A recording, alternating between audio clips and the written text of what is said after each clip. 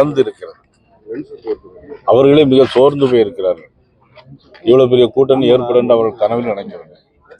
அதற்காக இப்போது மதிப்புக்குரிய சகோதரி கனிமொழியுடன் மகளிர் அணி மாநாடு, அதன் பிறகு இப்போ நேற்று இளைஞர் அணி மாநாடு, இந்த மாதிரி தான் போட்டுட்டு இருக்காங்க.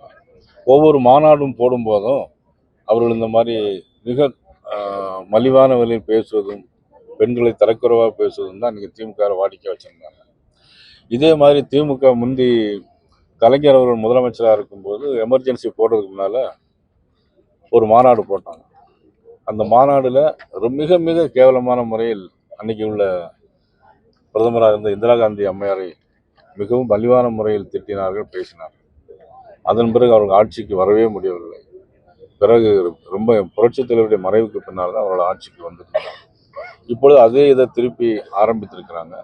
இது நிச்சயமாக ஆட்சி மாற்றம் மட்டுமல்ல, திராவிட முன்னேற்ற கழகத்திற்கு மிகப்பெரிய ஒரு இழப்பாக அமையும் என்பது